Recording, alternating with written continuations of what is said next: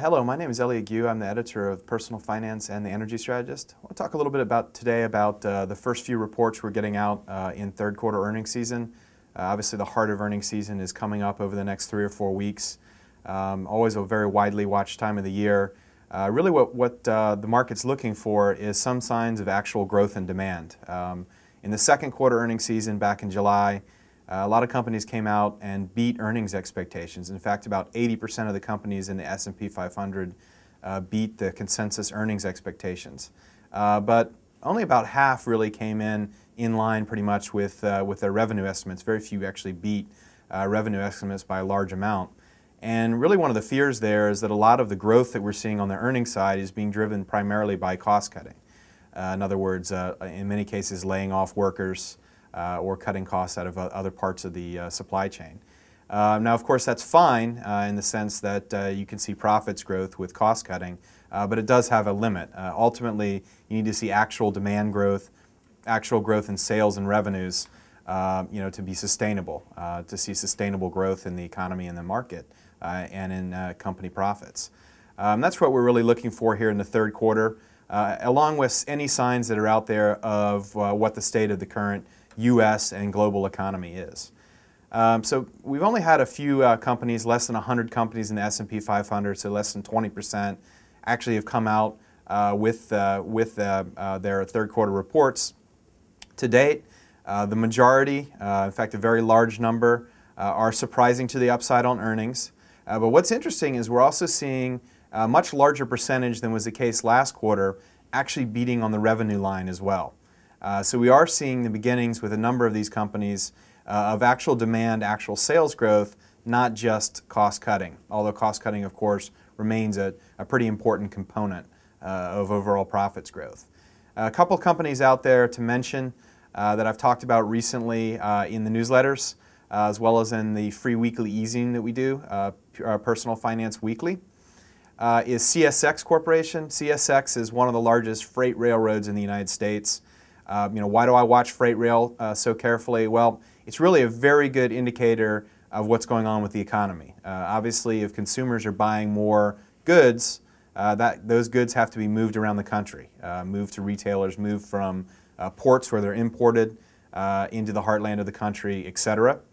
Another thing is they move a number of commodities such as coal.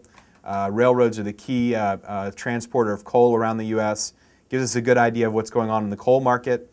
They're also a key transporter of grains and other agricultural products. So it gives us a good idea of what's going on in the agricultural sector. Now what CSX indicated in the text of their release as well as in their subsequent conference call is that they believe that we've seen the trough of the recession. This is consistent with what I've been saying in personal finance for a long time now. I believe the recession that started in December of 2007 ended over the summer. Now there's a big difference between the end of the recession and a period of very, very strong growth. We may see relatively subdued growth going into 2010 after this initial little bounce back and recovery. But there are certainly signs in CSX's release that we are beginning to see a recovery in freight volumes transported and therefore in the state of the economy. One of the things they said is that year over year, the freight numbers are still down. In other words, 1 year ago in the third quarter of 2008, they transported more freight than they did in this most recent quarter. However, sequentially, in other words, compared to the second quarter, the freight volumes are actually up a little bit. And that's a little bit unusual because in a lot of categories of goods that they move, you would actually see a decline typically in freight volumes between the second and third quarter of the year. And we've actually seen a slight uptick this year.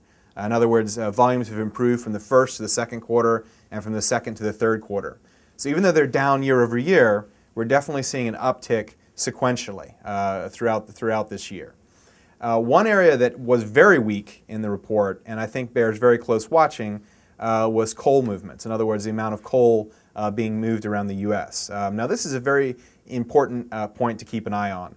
What we're seeing is that the nation's utilities have too much coal in their stockyards. In other words, there's a glut of coal out there. And therefore, they're not taking as many deliveries of new supplies of coal. After all, why would you take more coal deliveries when you already have too much of it sitting on site? This is a function of a number of different of issues over the last year. One is that we had a very cool summer. The summer of 2009 was one of the coolest summers in recent history. Cool summer means less electricity demand, which means, of course, less coal is burnt to create that electricity. That lower demand caused part of the glut. Another issue is extremely low natural gas prices. Natural gas and coal are two of the most important sources of electricity in the U.S. When natural gas prices are very, very low, some utilities cut back on the amount of coal-fired power that they feed into the grid and start firing up more of their natural gas power plants. So it's what's called natural gas switching. We saw a good deal of that over the summer. That also hurt demand for coal.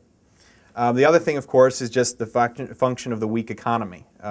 We saw a weak economy through most of the beginning of this year, and that meant lower coal demand for things like making steel.